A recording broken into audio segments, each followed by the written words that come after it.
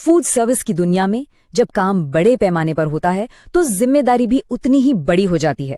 तो आज हम समझने वाले हैं बल्क फूड सेफ्टी के वो जरूरी प्रोटोकॉल्स जो हर प्रोफेशनल के लिए जानने ही चाहिए। केटरिंग और मास फूड प्रोडक्शन की दुनिया में सब कुछ बस एक गलती पर टिका होता है।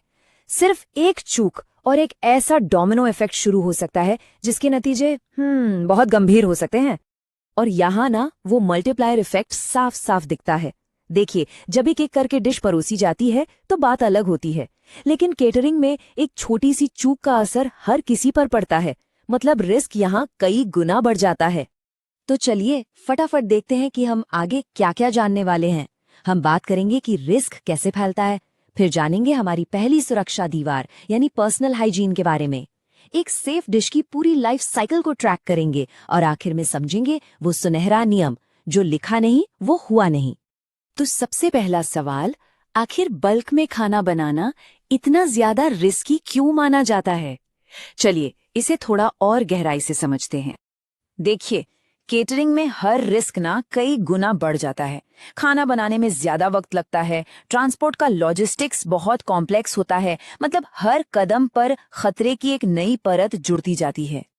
अच्छा, अब आते हैं कंटैमिनेशन के खिलाफ हमारी पहली और सबसे मजबूत ढाल पर, और वो हैं वो लोग जो खुद खाना तैयार करते हैं और उसे हैंडल करते हैं। ये स्लाइड अपने आप में सब कुछ बता देती है। जरूरी हेयरनेट पहनने से लेकर उस एक गोल्डन रूल तक जिस पर कोई समझौता नहीं हो सकता। खाने के लिए तैयार भोजन को कभी भी सीधे हाथों से नहीं छूना है। इस बात को फिर से दोहराना बहुत जरूरी है। ये कोई सुझाव नहीं है दोस्तों, ये प्रोफेशनल फूड सर्विस का एक ऐसा बुनियादी सिद्धांत है जिस पर कोई बातचीत नहीं हो सकती। Hygiene is non negotiable. चलिए अब किचन के अंदर चलते हैं और खाने के पूरे सफर को फॉलो करते हैं। इसे हम कह सकते हैं एक सेफ डिश की लाइफ साइकिल। ये जो वर्कफ्लो आप देख रहे हैं, ये फूड सेफ्टी की रीढ़ की हड्डी है। कच्चा माल चेक करने से लेकर खाना पकाने और फिर उसे तेजी से ठंडा करने तक हर एक स्टेप बहुत ज्यादा क्रिटिकल है। यहाँ देखिए दिन और रात का फर्क है। बाईं तरफ है सुरक्षित तरीका, कंट्रोल्ड बैचेस में कुकिंग, और दाईं तरफ ओवरक्राउडिंग का केओस जो गर्मी को अंदर ही फंसा लेता है और क्रॉस कंटैमिनेशन के लिए एक परफेक्ट माहौल बना देता है। और ये है सबसे जरूरी, the kill step. In minimum temperature तक पहुंचना कोई ऑप्शन नहीं है। पोल्ट्री के लिए 75 डिग्री सेल्सियस, कीमे के लिए 70 डिग्री और सी फूड के लिए 63 डिग्री। बैक्टीरिया और पैथोजेंस को खत्म करने का यही और सिर्फ यही एक तरीका है। किल स्टेप के ठीक बाद डेंजर जोन के खिलाफ असली दौड़ शुरू होती है, और यहाँ 2 घंटे का नियम सबसे जरूरी है। खाने को फटाफट ठंडा करना है।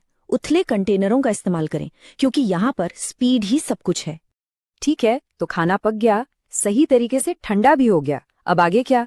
अब सबसे बड़ी चुनौती है इसे इवेंट तक सेफली ट्रांसपोर्ट करने की। इसका सीधा सा सोल्यूशन है स्पेशलाइज्ड ट्रांसपोर्ट, जहां हॉट और कोल्ड जोन को सख्ती से मेंटेन किया जाता है। याद रखिए, ट्रांसपोर्ट के दौरान समय हमारा दुश्मन है और टेम्परेचर कंट्रोल हमारा सबसे अच्छा दोस्त। और अब हम पहुंच गए हैं फाइनल स्टेज पर, मतलब खाना सर्व होने से ठीक पहले का वो सबसे नाजुक पड़ाव जहां सब कुछ सही होना चाहिए। इस स्टेज पर नो मिक्स रूल सबसे बड़ा नियम है। कभी भी किसी भी हालत में पुराने कंटेनर में नया खाना नहीं मिलाना है। हमेशा पूरा का पूरा कंटेनर ही बदलना है, इसमें कोई एक्सेप्शन नहीं है। तो हम ये पक्का कैसे करें कि ये सारे स्टेप्स हर बार ठीक से फॉलो हो रहे हैं? इसका जवाब एक बहुत ही सिंपल लेकिन पावरफुल आइडिया में छिपा है। सीधी सी बात है, अगर कोई चीज लिखी नहीं गई है तो वो हुई ही नहीं। आपका डॉक्यूमेंटेशन, चाहे वो टेम्परेचर लॉग्स हों या करेक्टिव एक्शंस के रिकॉर्ड, वही आपका लीगल और ऑपरेशनल प्रूफ है कि सेफ्टी आपकी पहली प्राथमिकता है। और ये सारी बातें इस एक पॉइंट पर आके सिमट जाती हैं। ये एक सिंपल सी चीट शीट जो मूल सिद्धांतों को साफ साफ बताती है। खाने को अच्छी तरह पकाने से लेकर उसे डेंजर जोन से दूर रखने तक, ये वो पॉइंट्स हैं जिनसे कोई समझौता नहीं किया जा सकता। और आखिर में एक सवाल जिस पर सोचने की जरूरत है, इन सभी जरूरी प्रोटोकॉल्स में से अपने ऑपरेशन में रोजाना लागू करने में सबसे बड़ा चैलेंज कौन सा लगता है, और ऐसा क्यों है? सबसे ज्यादा अनुशासन किस चीज में लगता है?